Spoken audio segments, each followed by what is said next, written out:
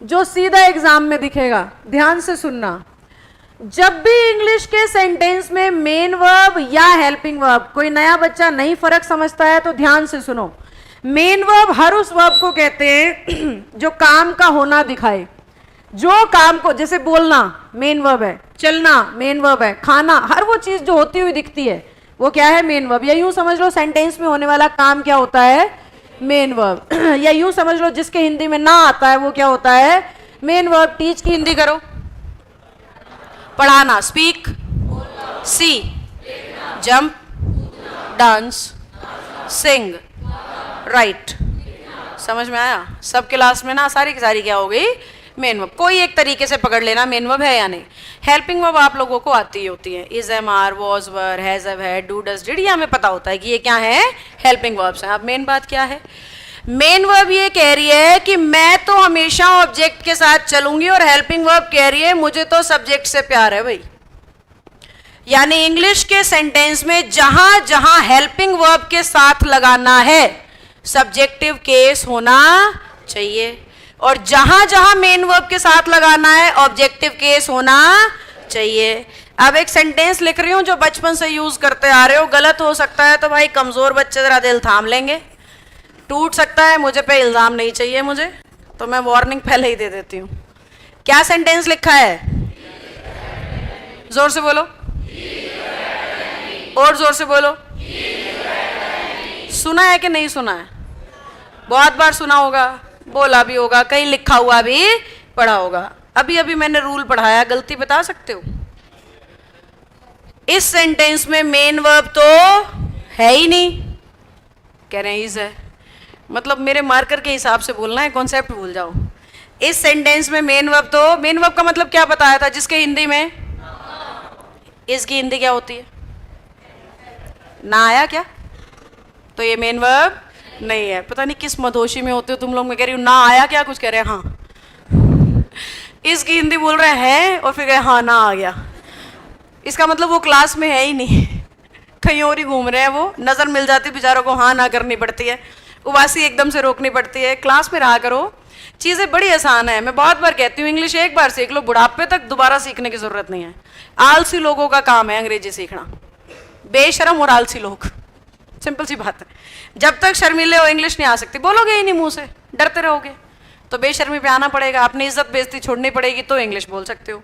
और दूसरी बात, आलसी क्यों, मैथ्स में भी ट्रिक्स बदलती हैं, रीजनिंग में ट्रिक्स बदलती हैं, जीके तो भाई पूरी ही बदलती रहती है समय आने पर, एंशिएंट और उनको छोड़ दिया जाए तो, पर इंग्लिश सेम है। जो आपने स्कूल में पढ़ी है वही अब है, वही आपके बच्चों के टाइम पे होगी, वही आपके पोतों के टाइम पे होगी। अगर आप एक बार मुझसे सीख लो तो आपको अपने बच्चों की कभी ट्यूशन नहीं लगानी पड़ेगी। कितने पैसे बचाऊंगी मैं तुम्हारे, देखो, फिर अपने पोतों की भी ट्यूशन नहीं लगानी पड़ेगी। एक बार सीखना है बस, और अड़ोस पड़ोस में इज्जत बढ़ेगी वो अलग से, वो तो बाय फ्री का गिफ्ट है। आजू बाजू में इज्जत मिलेगी, इंग्लिश आती है, ओहो, वो तो फ्री का गिफ्ट है। और सीधे सीधे फायदे क्या होंगे, नौकरी लग जाएगी भाई, समझ गए? ज्यादातर बच्चे इंग्लिश की वजह से रहते हैं, ना पता हो तो अंतर्मन से पूछ के देख लेना। और एक ही बार सीखनी है, ये रूल कभी नहीं बदलते। मैंने 2008-9 से पढ़ाने शुरू करे थे, एक नहीं बदल लिया इतने सालों। अब सोच लो, तब मेरा बच्चा फर्स्ट क्लास में होता, 10वीं पास कर ली होती, और इंग्लिश का एक भी रूल बदला नहीं होता।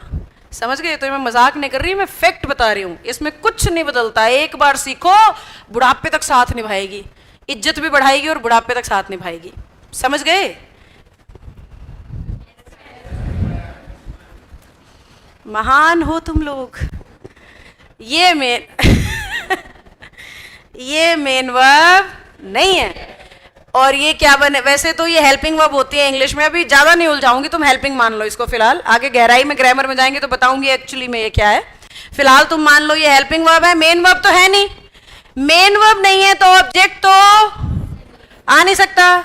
हेल्पिंग वर्ब है तो कौन होना चाहिए, मी का सब्जेक्ट बताओ, ये सही सेंटेंस है। चलो एक और सेंटेंस से मिलवाती हूँ, ये नहीं समझ में आया, ये सुना होगा अंग्रेजों के मुंह से, लोगों के मुंह से लिखा हुआ देखा होगा। अगर हिंदी में मूवी आती है, नीचे इंग्लिश ट्रांसलेशन आती है, तो मैं हूं की इंग्लिश होती है इट्स मी, उनके हिसाब से। मैं हूं की इंग्लिश क्या लिखते हैं, इट्स मी, जबकि एक्चुअली में होता है इट इज आई।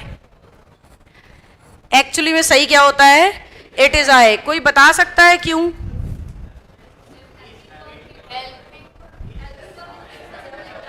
क्योंकि ये जो शब्द है ना, ये हेल्पिंग वर्ब है, और हेल्पिंग वर्ब अपने साथ किसको लेके चलते हैं? सब्जेक्ट को, और मी क्या है? ऑब्जेक्ट है। ऐसे ये रूल काम आते हैं। ज़रूरी नहीं कि जो इंग्लिश आप बोलते हैं वो सही है, या जो इंग्लिश आप सुनते हैं वो सही है। हमारा एग्जामिनर सही उसको मानता है जहाँ रूल सही लगे हों। हमारा एग्जामिनर सही किसको मानता है? जहाँ रूल सही लगे हैं। और रूल क्या कहता है? मेन वर्ब को अपने बाद चाहिए ऑब्जेक्ट, और हेल्पिंग वर्ब को चाहिए, ये भी हेल्पिंग वर्ब थी और ये भी। समझ गए?